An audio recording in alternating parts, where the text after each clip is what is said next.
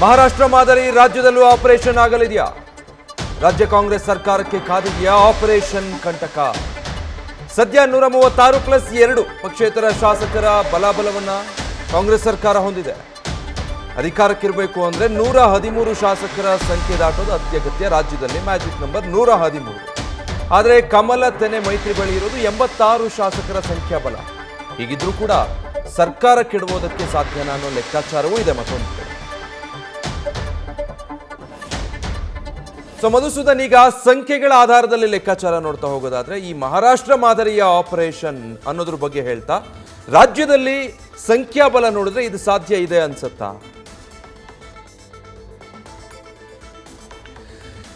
ವಿಜಯ್, ಎರಡು major factors ಇದೆ ಇಲ್ಲಿ. ಎರಡನ್ನೂ ಕೂಡ ಉಲ್ಲೇಖ ಮಾಡಬೇಕಾಗುತ್ತೆ. ನೋಡಿ, ರಾಜ್ಯದಲ್ಲಿ ಇರುವಂಥ 224 ಶಾಸಕರ ಪೈಕಿ ಕಾಂಗ್ರೆಸ್ ಹತ್ರ 136 ಶಾಸಕರ ಸಂಖ್ಯಾಬಲ ಇದೆ. ಇಬ್ಬರು ಪಕ್ಷೇತರರು ಬೆಂಬಲವನ್ನು ಕೊಟ್ಟಿದ್ದಾರೆ. ಈ ಮೂಲಕ 136+2 138 ಶಾಸಕರ ಸಂಖ್ಯಾಬಲ ಕಾಂಗ್ರೆಸ್ ಹತ್ರ ಇದೆ.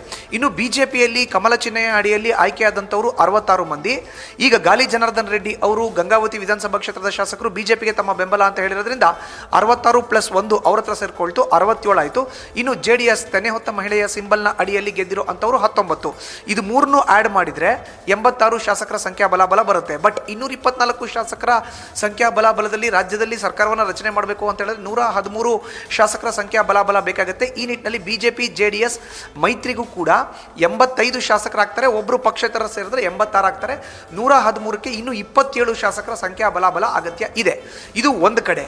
ಈ 27 ಶಾಸಕರನ್ನ ಸೆಳೆದು ಆ 27 ಮಂದಿ ಕೂಡ ನೇರವಾಗಿ ರಾಜೀನಾಮೆನ ಕೊಟ್ಟು ಆ 27 ಕ್ಷೇತ್ರಕ್ಕೆ ಅಥವಾ 30 ಮಂದಿ ಶಾಸಕರ ಕೈನಲ್ಲಿ ರಾಜೀನಾಮೆನ ಕೊಟ್ಟು ಆ 30 ಮಂದಿ ಕ್ಷೇತ್ರಕ್ಕೆ ಉಪಚುನಾವಣೆಯನ್ನು ಎದುರಿಸಬೇಕಾಗತ್ತೆ. ಇದು ಮೊದಲನೇ ಮಾರ್ಗ.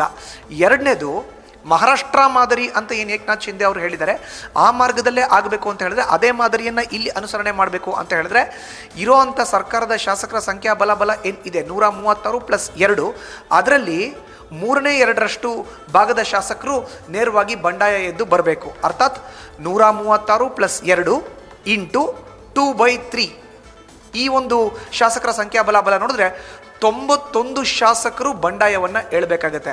91 ಶಾಸಕರು ಬಂಡಾಯವನ್ನು ಎದ್ದು ಅವರೆಲ್ಲರೂ ಕೂಡ ನೇರವಾಗಿ ಬಿಜೆಪಿ JDSಗೆ ಸಹಕಾರ ನೀಡಿದ್ದೆ ಆದರೆ ಸಮ್ಮಿಶ್ರ ಸರ್ಕಾರ ಆಗುತ್ತೆ ರಾಜ್ಯದಲ್ಲಿ. ಆಗ ಯಾವುದೇ ಉಪಚುನಾವಣೆ ಎದುರಾಗಲ್ಲ. ಈ ರೀತಿಯ ಒಂದು ಸರ್ಕಸ್ನ ಇಲ್ಲಿ ಮಾಡ್ಲಿಕ್ಕೆ ಆಗತ್ತಾ ಅನ್ನೋದೇ ಯಕ್ಷ ಪ್ರಶ್ನೆ.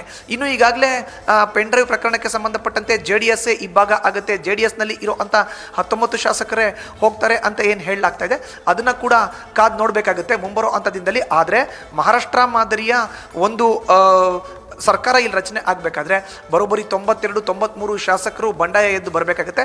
ಇದು ಬಹಳ ಹರಸಾಹಸ ಕಷ್ಟದ ಕೆಲಸ ಅಂತಲೇ ಉಲ್ಲೇಖ ಮಾಡಬಹುದು. ಆದರೆ 30 ಮಂದಿ ಶಾಸಕರನ್ನ ಏನಾದರೂ ರಾಜೀನಾಮೆ ಕೊಡಿಸ್ತಾರಾ? ಆ 30 ಕ್ಷೇತ್ರಗಳಿಗೆ ಉಪಚುನಾವಣೆ ಬರುತ್ತಾ? 30 ಮಂದಿ ಶಾಸಕರು ಯಾರು ರಾಜೀನಾಮೆ ಕೊಡ್ತಾರೆ ಅನ್ನೋದು ಮುಂದಿನ ದಿನಗಳಲ್ಲಿ ಗೊತ್ತಾಗಬೇಕಾಗುತ್ತೆ. Vijay, thank you Madhusudan. News first, ನಿರ್ಭೀತಿಯಿಂದ ನಿಮ್ಮ ಪರವಾಗಿ.